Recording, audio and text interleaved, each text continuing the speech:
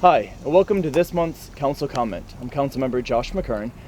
Joining us today are two members of the Veteran Affairs Commission here in Lexington, Ms. Phyllis Abbott, who is the Executive Director of Lady Veterans Connect and VRUC, and then Mr. Brian Engel, who is retired Senior Master Sergeant in the United States Air Force. Did I say that correctly? Correct. Awesome. Excellent. Yes. Well, both thank you for your service and thank you for all you do for Lexington and our veterans here.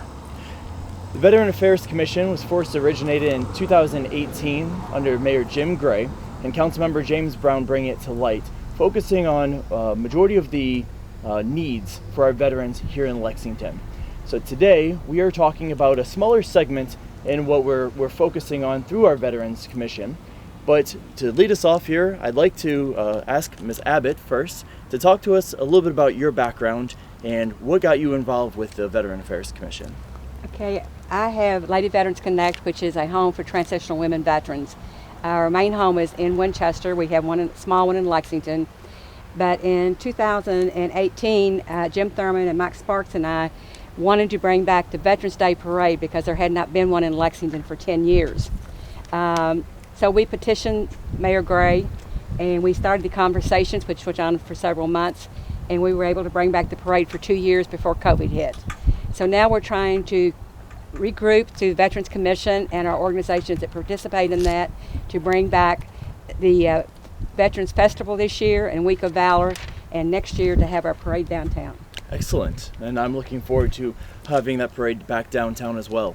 And Brian, if you don't mind, talk to us a little bit about your service and what got you involved with the Veteran Commission as well. My first career was with the Air Force, 21 years, serving most of that time as an aerial gunner in what used to be Strategic Air Command in their B-52 fleet. My primary aircraft was the B-52D model, which was the last aircraft in the American inventory to have an occupied tail compartment. So therefore, I can rightly claim to be among the last of the tail gunners. If I say that to a younger person who's not familiar with the history, they'll say something like, "Oh, you were with World War I, huh? And you look okay for your age." And I say, "Thank you." And then we talk about the different generations. That is all the same, no matter what generation you're with, and we get into that later. Going back to career, I also had joint service with the U.S. Army. And so I learned to speak green as well as blue, which was a great pleasure. I returned to Kentucky after I retired some years ago, and I went back to college, finished, had a second career, retired again, and this is what happens when you get old. But I still think back to times in uniform with the Air Force, flying and otherwise, and I would not trade any of it for anything. And that's part of what we try to convey to people in the Mayor's Commission and elsewhere when we do events, especially with younger people, because it's so important that we value that service. I became associated with the Mayor's Commission at the urging of a very good friend of mine who at that time himself was a member. And he told me, he said, "I think you should really do this because I know you'd do a good job," which is about the nicest compliment I ever had. So I did apply and was accepted, and it has been the greatest honor to serve with others on the commission and to do the mission that we have to do. Thank you. Brian, you've done such a good job that you are now the chair of the Veterans Commission. Congratulations. And I agree that you are doing an excellent job with that. Both of you, thank you both for your service. Brian, thank you for your service in the military. But highlighting these focuses here in Lexington is something that obviously is crucial, and we're looking to expand that a little bit more. The three of us, along with Susan Murray, created a subcommittee throughout the Veteran Affairs Commission. And the subcommittee's design is to focus on veteran events here in Lexington and highlighting those events and see how ways we can reach out to the community, gather extra sponsorships. Now, our main target here is our Veteran Festival that will be coming up at Masterton Station Park here in November. If you guys will, let's talk a little bit about the festival, what we're trying to highlight and focus on and target, and who we're trying to market, and see out at the festival this year. But then additional needs that we'd like to have. Okay. Well, one of the things is we want to honor our veterans that have given their time and service for us, but we also want to encourage our young people to come out who don't know a lot about veterans and meet some veterans and hear some of their stories. We will also have the people jumping from the helicopter with the American flag will be coming down to open the ceremonies with that.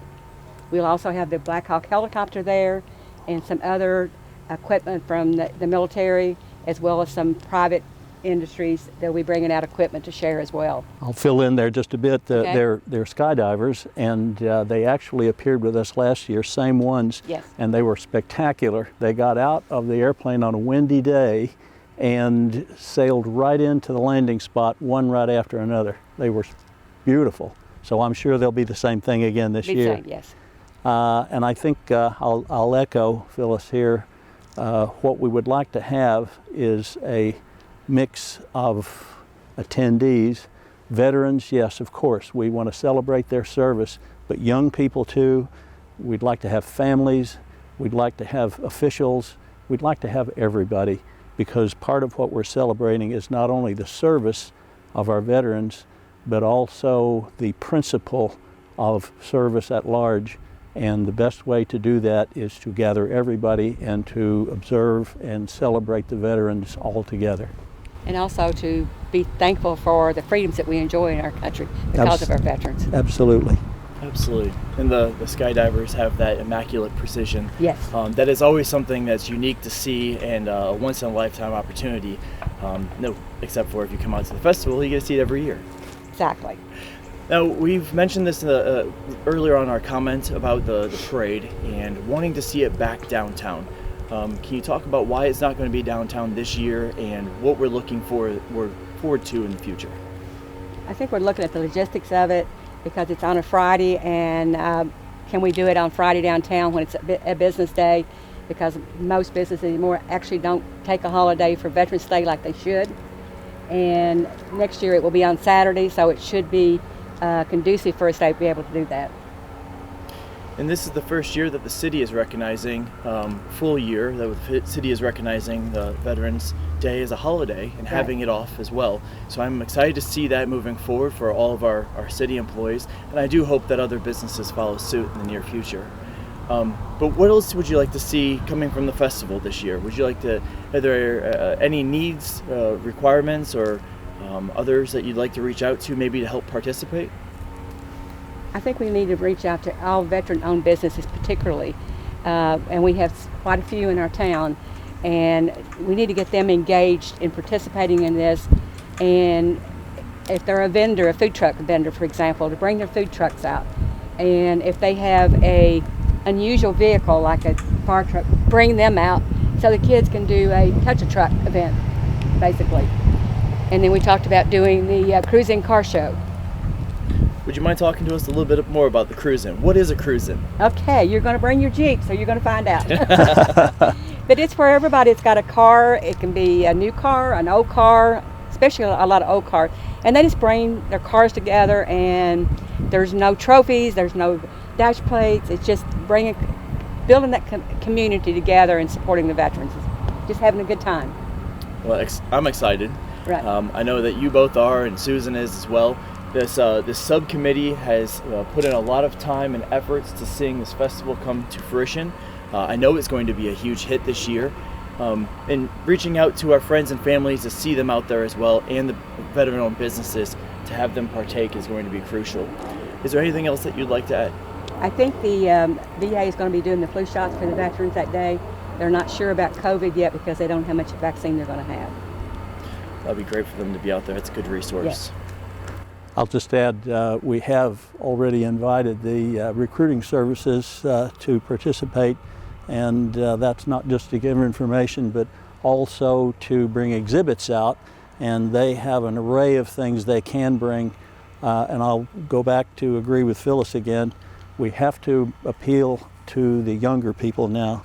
In particular, they don't have the familiarity that they used to, and the greater variety of things that we can bring to the festival, the better we will all be in teaching our young people, not only of all the equipment to have, but also of the value, the spirit, the principle of service. Well, Brian, Phyllis, thank you both for your time today, and thank you both so much for participating, not just in the subcommittee, but in the on the Veteran Affairs Commission. Your time, your efforts, everything goes so far in seeing these events come to light and making sure that all of our veterans in Lexington know that they are welcome and wanted here at home. If you're interested in joining any of our boards or commissions, and particularly the Veteran Affairs Commission, please go on to lexingtonky.gov/join boards. You can also reach out to us via email or social media, lexingtonveteransconnect@gmail.com, or our social media handles on Facebook, Instagram, and Twitter as well. Twitter is a little bit different. It's LexVetsConnect. Please, if you are a business, if you're an entity, anybody who would like to participate in the festival, you can reach out to us on any one of our social media platforms as well. Again, Brian, Phyllis, thank you both so much for being here. Thank you. Appreciate everything you all do. Thank you so much. Thank you. Thank you for joining us this month's Council Segment.